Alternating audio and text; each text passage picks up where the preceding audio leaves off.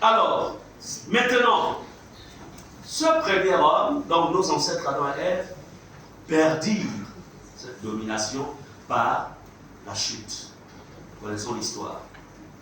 C'est pas lorsque nous étions dans le monde, quand on ne connaissait pas Jésus, ce sont les circonstances qui dominaient sur nous. Ce sont les problèmes qui dominaient sur nous. C'est le péché qui dominait sur nous. Tout, en fait, nous contrôlait. Lorsque Jésus est venu vers nous, là encore, il est important que vous compreniez c'est quoi la nouvelle création. Parce que beaucoup d'enfants de Dieu ne comprennent pas c'est quoi la nouvelle création. C'est-à-dire la puissance qu'il y a dans la nouvelle création. C'est pourquoi il est important que ceux qui ne sont pas nés de nouveau, que vous naissiez de nouveau. Vous me direz, mais parce qu'on est de nouveau comment? Venez le voir dans les entretiens ou à la fin où il y a les anciens qui sont là, vous rapprochez. Puis ce n'est pas ou bien allez à l'école des disciples, là-bas où on enseigne le processus de la nouvelle naissance. En fait, la nouvelle naissance, c'est quoi? Succinctement. La nouvelle naissance, c'est que le Seigneur Jésus, quand il meurt sur la croix, parce que l'ancienne création ne peut pas en fait hériter le royaume de Dieu. L'ancienne création ne peut pas porter la vie Zoé, la vie de Dieu. L'ancienne création ne peut, en fait, puisqu'elle était rattachée à l'ancien Adam, au premier Adam, qui est mort par le péché. Parce que Dieu lui dira, si tu manges de ce fruit, tu mourras. Donc il n'y aura plus de lien entre toi et moi, parce que la première mort, c'est cette séparation. Et la deuxième mort, bon, ben, c'est la mort du corps. Et puis Elohim ne lui a jamais dit si tu manges. Mais dans la nouvelle création, qu'est-ce qui se passe? Donc, dans la nouvelle création, déjà, l'ancienne création est tuée. En nous, l'ancienne création meurt. Et Dieu crée, ou je dirais, recrée une autre création à l'image de lui-même Jésus, qu'il établit à l'intérieur de nous. Est-ce que vous comprenez cela? Donc, c'est pourquoi il est dit que si quelqu'un est en Christ, la Bible ne dit pas qu'il est restauré. C'est quoi restaurer? Restaurer, c'est-à-dire, voyez-vous, on peut prendre, par exemple, une chaise qui est décapée, et puis on va acheter le matériel et on repeint, c'est la même chaise. Mais la nouvelle création ne connaissait pas une restauration, c'est une récréation. La personne est récréée. Est-ce que vous comprenez cela? Donc il est important, et c'est une expérience. C'est pas, j'aime bien le terme en anglais, born again. Naître de nouveau. Born again. J'aime bien ce mot-là. Les Anglais ont bien traduit ça. Born again. Are you born again? Es-tu né de nouveau? Born again. Naître de nouveau. Et c'est cet être-là que Jésus en fait a placé. C'est-à-dire que cette enveloppe, c'est quoi? C'est tout simplement, en fait, tant que tu te vois à partir de cette enveloppe, tu peux rien. C'est comme si en fait, à l'intérieur, c'est-à-dire qu'il y a 1 milliard à l'intérieur. Mais ouais, quand on voit, bon, la personne qui ne sait pas qu'il y a 1 milliard, bon, ben, va négliger le panier. Et le gars a faim, il parle de ça. En tant que panier, il y a 1 milliard. Mais il est ignorant du potentiel financier qu'il y a à l'intérieur. Le gars se nourrit il se nourrit avec le condeur. Avec le coca. Même si, bref. Mais une fois, le panier réalisera qu'il y a 1 milliard à l'intérieur. Il sait que, à partir de là, la vie devient belle. Comment ça? C'est pourquoi l'apôtre a dit que, il dit ceci. Non, je vais laisser cette partie. Je vais rester dans la pensée. tu es celui qui est en toi. Non pas seulement, tu as été recréé. Et Dieu, en te recréant, il nous a donné la même identité que celle de Jésus. Je vous dis, si on nous enlève ça, si Dieu vient nous enlever ça, et que tu te vois comme tu es à l'intérieur, tu prends notre Seigneur Jésus, il est là. Toi, tu es là, on est pareil. Amen. Amen. C'est quoi il est écrit? Tel il est, tel nous sommes dans ce monde. Le problème, c'est que beaucoup d'enfants de Dieu ne le réalisent pas. Et tant que tu ne le réalises pas, tu ne peux pas dominer. Tu ne peux pas. Regardez Jésus, que Jésus était conscient de qui il était. Tout ce que vous avez vu, Jésus accompli dans le Testament, il ne l'a pas accompli comme étant 100% Dieu. Non. Il l'a accompli comme étant 100% homme. Comme étant un homme parfait. Le gars, il dort. Il est dans la barque. La barque, il y a le vent qui veut renverser la barque. Les apôtres ne réalisaient pas qui ils étaient. C'est normal, ils étaient encore en formation. Amen. Donc les gars paniquent. Jésus se réveille, il dit, vent, il faut rester tranquille. Moi, j'ai la domination sur toi. Reste tranquille. La Bible dit, et le vent se calma. Domination. Apprenez à exprimer votre domination sur les circonstances, sur les événements. Exprimez votre domination. Amen. C'est cela le sens du message. De tous les 1 mois. C'est ça le sens. Je viens te bénir en ciel. Tu es venu faire le lendemain. Il est important de comprendre cela. Amen. Est-ce qu'il peut y avoir des chrétiens? Est-ce qu'en rentrant en 2024, est-ce qu'on peut changer de langage? Est-ce que c'est possible? Il dit c'est possible. C'est possible. C'est possible. C'est possible. Je voudrais vous dire une chose. Vous savez, ce qui a fait notre force, nous, les chrétiens du temps de réveil, et c'est ce que nous essayons de vous transmettre, c'est que le Saint-Esprit nous avait formés comme, en fait, il nous a formés en faisant de nous des disciples dès le jeune âge dans la foi. On n'avait pas besoin d'attendre 1 an. On n'avait pas besoin d'attendre 2 ans. Et ce qui était bien, c'est qu'en ce temps-là, nous expérimentions. C'est-à-dire qu'après l'église, quand on rentrait à la maison, en fait, on revoyait, on réalisait nos notes. Nous notions toujours. La différence de Satan, je le sais qu'en fait, il ne note même plus.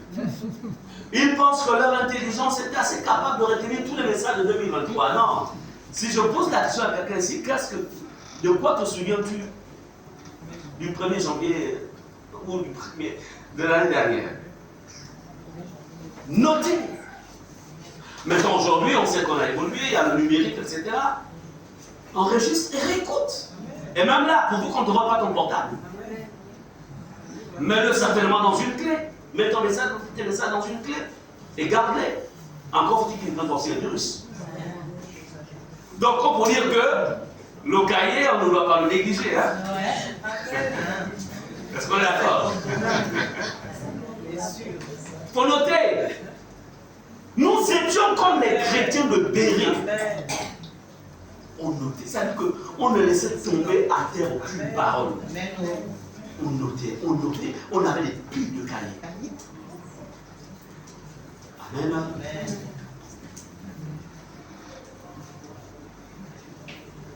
Je voudrais que tu comprennes que l'homme en Jésus-Christ, comme il est dit dans Jean 1, verset 12 à 13, mais à tous ceux qui l'ont reçu, à tous ceux qui ont cru en son nom, elle a donné le pouvoir. My God. Répétons pouvoir. Pouvoir. Pouvoir. Pouvoir. De devenir enfant de Dieu. Alléluia.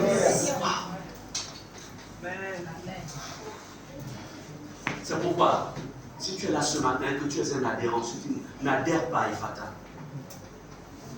adhère à Jésus-Christ. Mais tout en priant à Ephata. N'adhérez pas. Aujourd'hui, il y a beaucoup d'adhérents dans les communautés. Mais il y en a peu qui se sont connectés à Jésus. Jésus, le Fils de Dieu. Jésus, l'agneau de Dieu. Jésus. Adhère. Adhère-toi, Jésus. C'est quoi? Il y a moins de puissance. Il y a moins de miracles, il y a moins de signes. Il y en a peu qui font des expériences avec Dieu.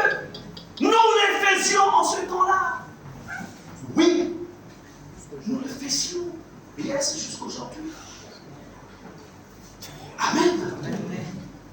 La vie avec Dieu doit être une vie d'expérience. Une vie de témoignage. Parce que je peux vous dire une chose. Sur le chemin de chacun, il y aura toujours la vallée de l'ombre et de la mort. Yes. Et dans la vallée de l'ombre et de la mort, si tu n'as pas eu l'expérience avec Jésus, tu ne crieras pas. Amen. Ce n'est pas une question d'onction. La vallée de l'ombre et de la mort ne respecte pas l'onction. La vallée de l'ombre et de la mort ne respecte même pas le titre. Que tu sois bishop, trishop, archbishop, quadribishop, tous les chants que tu peux mettre, ça ne respecte pas tout ça. La seule chose, c'est que la vallée de l'ombre et de la mort, elle veut voir. Est-ce que tu connais celui que tu es en train de prêcher? Est-ce que tu connais celui que tu invoques? Est-ce que tu... Et lorsqu'il se rend compte que tu connais, il dit... Amen. Traverse. Amen. Est-ce qu'on est ensemble? Voilà pourquoi, voyez-vous, c'est pourquoi, tel que Jonas connaissait qui était son Dieu. D'où la baleine l'a respecté. La baleine a dit, je ne suis pas te garder là de 3 jours. Il faut que je te vomisse. Alléluia. Amen. Domination. Bien aimé, l'apôtre Paul connaissait aussi sa position de domination. La vipère vient et s'enroule sur son bras.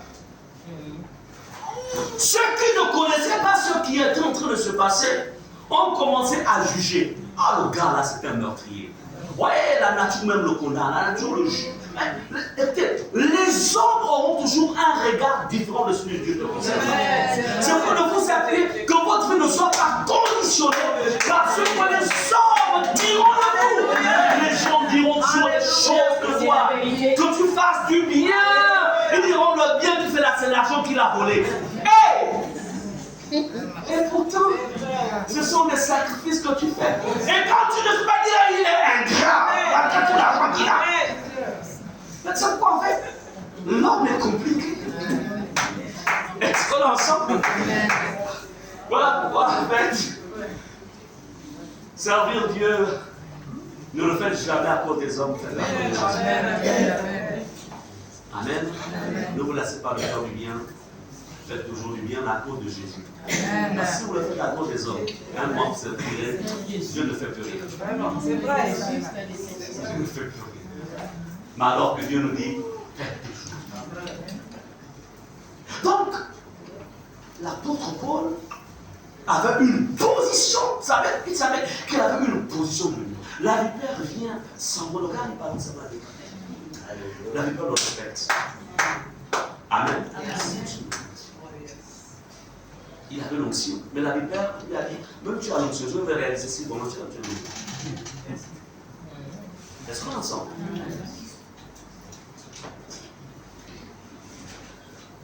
La Bible dit, ceux qui l'ont reçu, ceux qui ont cru en son nom, ils ne sont nés ni du sang, ni de la chair, mais de la volonté de Dieu. Amen. Donc, notre nouvelle naissance ne provient pas d'abord, ce n'est pas lié à quoi? À une naissance naturelle. Non. C'est pourquoi tu peux être fils, fille de pasteur. Ça ne fait pas de toi quelqu'un qui est sauvé d'avance. Tu peux appartenir à une famille chrétienne hautement spirituelle, mais tu as besoin de ton expérience personnelle. Parce qu'il faut cette nouvelle naissance. Donc le travail que le Seigneur nous a, les interpellations que Dieu nous a faites pendant ces moments, c'est de nous faire comprendre que toute la création tout entière, je l'ai mise sous le contrôle de l'homme. La création tout entière, je l'ai mise sous le contrôle de l'homme. L'homme a une position de domination. Nous allons voir dans... C'est pourquoi le Seigneur, sachant que les disciples devaient en fait changer d'état, partir d'un état naturel à un état spirituel, comme d'ailleurs, comme je le disais tantôt, nous avons besoin aussi de changer d'état. Certains ont déjà changé d'état, comme moi qui vous parle, et je sais aussi comme beaucoup parmi vous, de ceux qui ne le sont pas encore, alors vous avez besoin de changer d'état. On dit dans Actes 1, verset 4 à 5, comme il se trouvait avec eux, dit Jésus, eux, les disciples, il leur recommanda de ne pas s'éloigner de Jérusalem, mais d'attendre ce que le Père avait promis. Ce que je vous ai annoncé, leur dit-il. Verset 5, car Jean a baptisé d'eau, mais vous, dans peu de jours, vous serez baptisés du Saint-Esprit. Dans peu de jours, le Saint-Esprit va vous remplir. Dans peu de jours, la troisième personne de la divinité viendra vivre à l'intérieur de vous. Comme pour dire, vous allez être des initiés de Dieu. Si on peut emprunter un certain langage. Amen. Le Saint-Esprit lui-même, il viendra. Et il dit, quand il viendra là, il dit, vous recevrez une puissance. Répétons puissance. Le Saint-Esprit se prononce sur vous, et vous serez mes témoins à Jérusalem, sur toute la Judée, la Samarie, jusqu'aux extrémités de la terre. Pour dire, vous retrouverez votre position de domination. Amen. Voici l'Église. L'Église n'est pas une Église pleurnicharde. Non. Jamais Dieu n'a pensé à cela. Jamais. Est-ce que vous savez qu'aussi on n'a plus besoin de puissance là-bas? On n'aura plus besoin de puissance sociale. Parce qu'on sera dans un cadre de paix. Amen. La puissance est faite pour démontrer à l'adversaire, à l'ennemi, qu'en fait, il doit se taire. Est-ce qu'on est ensemble? C'est ça. Maintenant, toute la puissance que Dieu a prévue pour toi ici, tu es là, tu la négliges. Tu ne t'occupes pas de ça. Quand tu iras au ciel, tu vas trouver la tombe de ta puissance comme ça, mon Seigneur. Et puis, peut-être qu'elle sera devant ta maison, on ne sait pas, pour te montrer comme tu n'as pas tout utilisé, on ne sait pas quoi. Ça, c'est un peu moi, je parle du langage de la terre. Tu dis, tu me dis, Seigneur, ça c'est quoi? Non, mais tout ça c'était pour toi, pour la terre. Oh, oui, là, il y avait la puissance pour chasser les mots, pour guérir les malades, pour ressusciter les morts, pour déplacer les montagnes, pour. Oh, tout ça, oui. Donc, pendant que je marchais là, je pleurais toutes les nuits. Donc, tout ça, c'était. Oui, c'était pour toi. Comme tu n'avais pas jeûné, chercher ma face, donc je ne peux pas te révéler. Amen.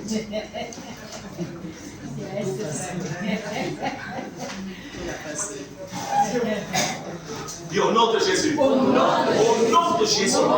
J'épuiserai tout le potentiel que mon Dieu a mis à ma disposition pendant mon parcours terrestre.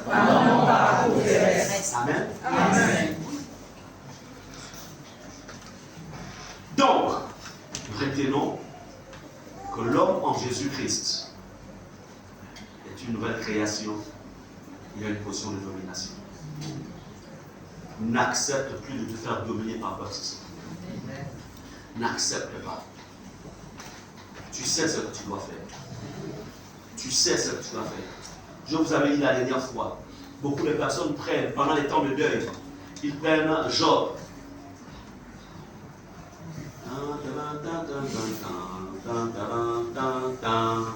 Ceux de l'ancienne génération comprennent ce que ça veut dire.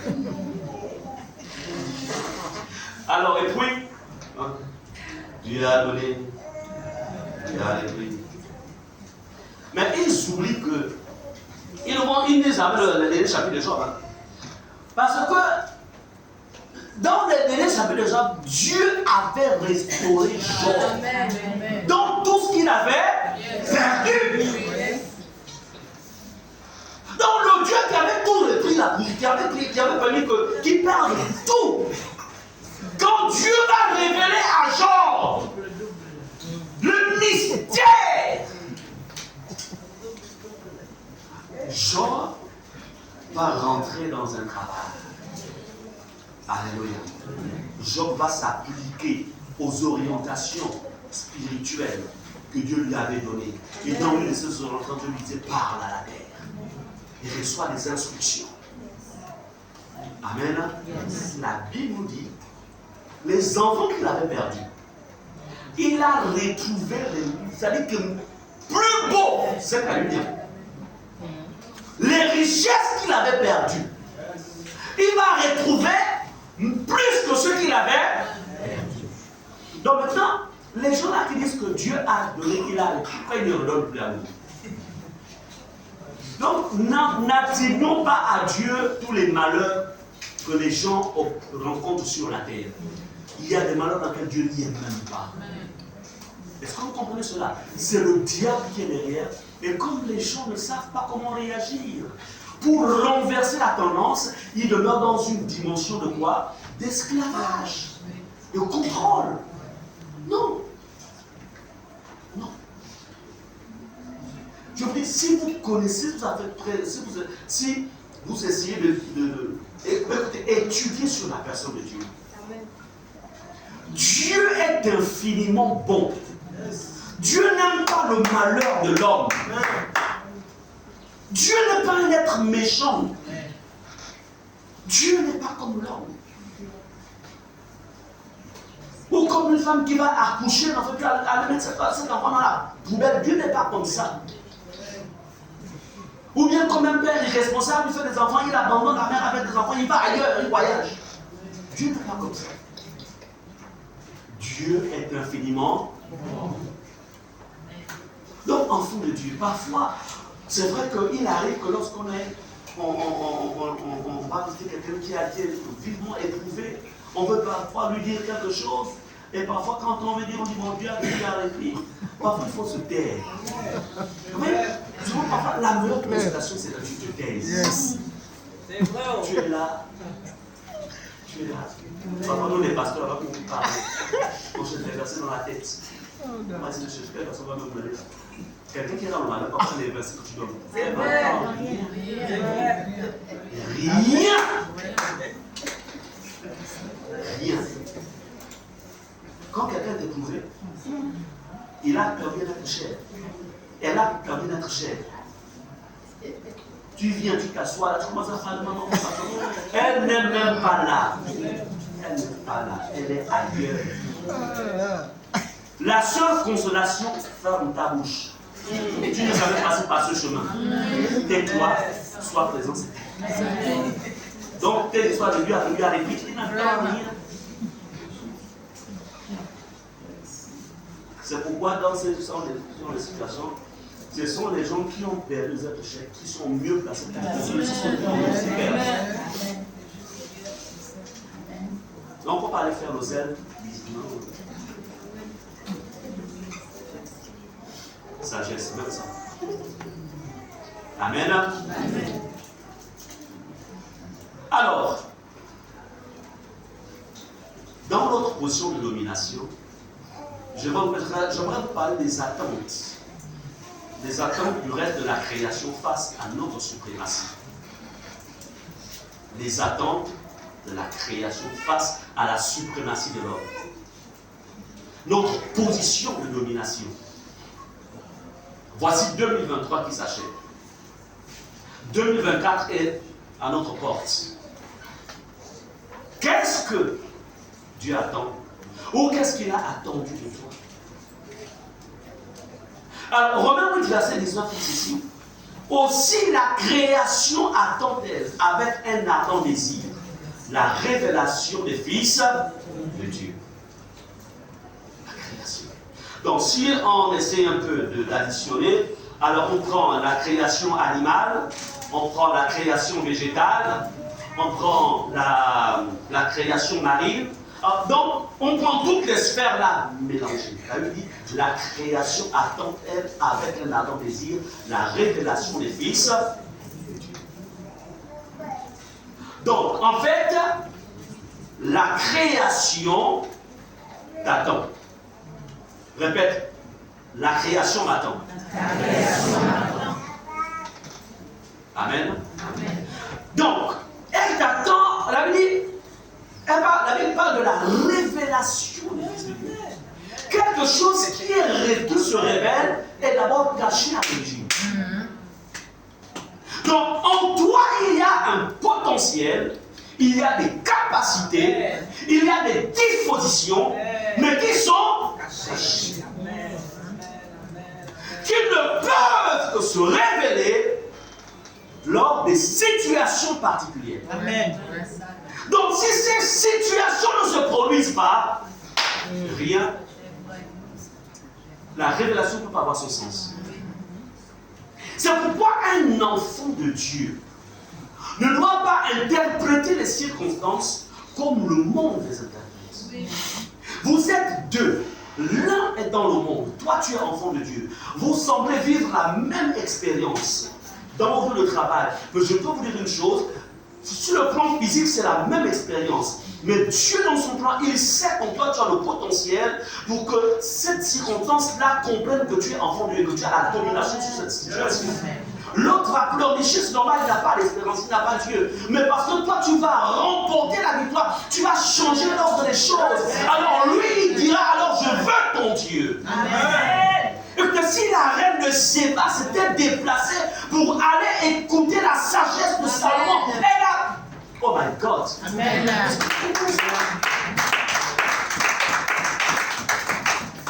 Amen. Alléluia. S'il vous plaît. Cessons de pleurnicher. Cessons de nous plaindre. Cesse. Je vous ai raconté une histoire ici. C'était quand? Soit le dimanche dernier ou le dimanche d'avant. Cette locataire-là, qui appartenait à un autre monde, elle était du monde des ténèbres. Enfant de Dieu, réalisez qui vous êtes. Réalisez. Cette femme-là, comme je vous le disais, je reprends ce témoignage-là pour dire que si ces gens-là ne se cassent pas la tête pour régler leurs solutions parce qu'ils sont connectés à des petits dieux, tout petits. Tu es connecté au grand Dieu. Alléluia. Elle est locataire, elle n'est pas chez elle. Mais elle estime que le locataire là, lui casse la tête. Après plus d'un an de loyer impayé, le propriétaire va réclamer son loyer. Elle est dans la haute sorcellerie. Elle sort.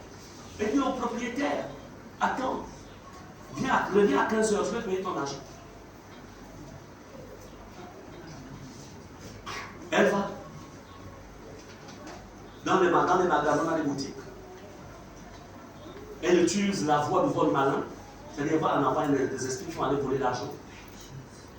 Et il revient avec cet argent. Le propriétaire vient à 15h, paye. Le locataire, le propriétaire reçoit, en train de prendre, elle reçoit l'argent. Elle va mettre ça dans sa calebasse. Elle travaille l'argent. Et après, elle va donner au propriétaire. Donc, quand le propriétaire s'est arrêté de travailler, c'était pour réclamer son âme. Et à 18h, le propriétaire meurt. Elle est connectée aux petits démons. Connectée à qui? Aux petits démons. Et comme elle estimait que le propriétaire a lui cassé la tête, elle a estimé que c'est comme ça qu'elle devait régler le problème. C'est normal, elle est des ténèbres. Le diable est là pour faire le mal. Maintenant, toi, tu es connecté au grand Dieu. Celui qui règne dans les cieux, sur la terre et sous la terre. L'univers dans son ensemble est sous son contrôle. Parce qu'il en est le créateur. Attends. Quelle situation qui peut t'enlever le sommeil? Quelle situation? Amen. Est-ce que tu peux, comme je le disais, tu peux faire le bilan de voir tous les dossiers non traités en 2023? Parce que certainement tu n'as pas réalisé la suprématie de Christ en toi. Parce que quand je parle de la suprématie de l'homme, c'est Christ en nous qui nous positionne dans une dimension supérieure. Ce n'est pas par une force à nous. Est-ce que ces différents points non traités là, tu peux t'asseoir à un moment et dire, Seigneur, ça n'a pas été traité. Maintenant que j'ai pris conscience, je vais traiter ça. Est-ce que c'est possible? Amen. Amen. Bien-aimés, écoutez ce que nous dit le verset 29. Car ce qu'il a connu d'avance, quand il a connu, c'est toi, il ne faut pas aller mettre Paul à l'intérieur. Paul, c'est fini, il a déjà la récompense là. Il a une somme à tout. Ne faut pas mettre Pierre, mettre Jacques, tu mets à l'intérieur. Car ce qu'il a connu d'avance, il les a aussi prédestinés. Ce qu'il a, il les a prédestinés à être semblables à l'image de son Fils, afin que son Fils fût le premier-né entre plusieurs frères et sœurs. C'est-à-dire, verset 30. Et ce qu'il a prédestiné, on va dire, et Félix qu'il a prédestiné, on va mettre un peu à l'intérieur. Il les a aussi appelés. Il a aussi appelé. Et ceux qu'il a appelés, il les a aussi justifiés. Donc tu es justifié. Et ceux qu'il a justifiés, il les a aussi glorifiés. La Bible ne dit pas il les glorifiera, c'est pas le futur. La Bible dit il les a glorifiés. Oh! Donc pendant que nous sommes là, nous sommes déjà glorifiés. Wow. C'est la Bible qui nous dit. Une position d'élévation. Une position de gloire. Oh! Mais finalement, pourquoi je suis découragé dans ma foi? Amen. Que tu viens pour ton là-bas. Pourquoi je suis découragé dans ma foi? Est-ce que c'est normal de me décourager? Pourquoi je vais abandonner la foi? Pourquoi je ne peux plus servir avec zèle et détermination? Pourquoi? Mais pourquoi je veux rétrograder? Pourquoi je veux rester à la maison? Pourquoi je veux me décourager? C'est parce que je n'ai pas compris que le Seigneur m'a glorifié. Je n'ai pas compris qu'il m'a prédestiné d'avance. Mon destin, ce n'est pas ce que je vis maintenant, mais c'est ce que Dieu a dit que je suis. Et ce que Dieu a dit que je suis, Dieu m'a établi dans une dimension de bonheur. Oui, le malheur peut frapper, mais l'Éternel en délivre toujours. Donc, ça dit que quand le malheur vient, tu dis, ok, ça c'est la première partie du verset. Mais il faut que je vive la deuxième partie. La deuxième partie dit, l'Éternel l'en délivre toujours. Je ne sors pas de cette chambre. On monte, on descend. Tu vois ma bouteille d'eau qui est ici. Là. Donc, je mets ma bouteille. Je ne sors pas. Hey. Amen. Alléluia. Hey. C'est pour ça que nous étions violents dans notre jeunesse, dans la foi. On était violents, on dit God. On ne sort pas. On dit même God, on ne sait pas God à l'époque. On était dur. Jésus, alléluia. Et ce qui était bien, c'est qu'il y avait, et je souhaiterais qu'il y ait cette communion, retrouver cette communion, la complicité de beaucoup d'entre vous. Vous êtes trop amis parce que vous allez à KFC.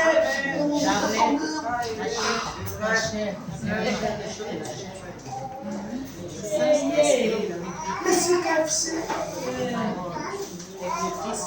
Potis pressé. La fois de son corps. Les pizzas. Je ne veux pas dire qu'il ne faut pas manger ces choses-là, ce n'est pas ce que je veux dire. Mais, vous savez, à notre époque, notre communion avec les frères, c'est plus le côté spirituel. Yes. Amen. Nous programmions entre nous les temps de retraite. Yes. On dit, madame, aujourd'hui on va aller chez Ersan. Ersan, comme Ersan est seul, il n'est pas encore marié là. Donc on peut prendre son salon. Et on se retrouvait. On va s'enfermer. On prend le week-end. Cherche la face de Dieu. Amen. Et quand on sort de là, on est rempli. Amen. On cherche les lieux vides, les endroits vides.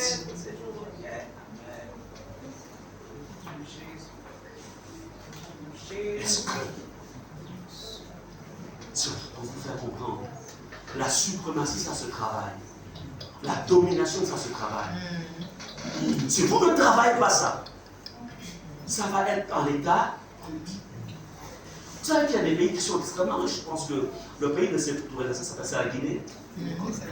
Vous savez que c'est un pays très riche. Il est riche en sous-sol. Je pense en pétrole, je crois qu'ils ont du pétrole, ils ont des minéraux, je crois. Mais ce sont des richesses qui ne sont pas exploitées. En fait, ce pays paraît, je dis bien paraît être pauvre. Mais en vérité, il n'est pas pauvre. Mais quand ils vont exploiter leur richesse, donc ceux qui les appelaient pays pauvres, leur langage va changer. Ils vont appeler maintenant pays riche. Vous dire que ceux qui aujourd'hui te disent pauvres, est-ce que tu peux leur donner l'occasion de dire change ton langage à partir de maintenant? Parce qu'on va dire que je ne suis pas.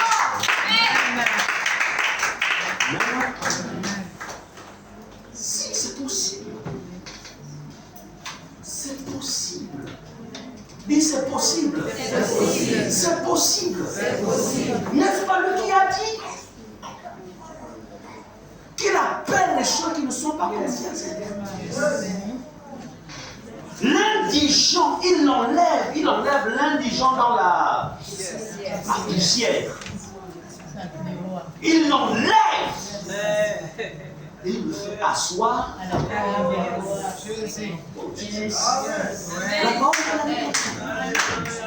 c'est la même parole qui dit que vous parlerez en langue. Donc, on a la foi pour prier encore là.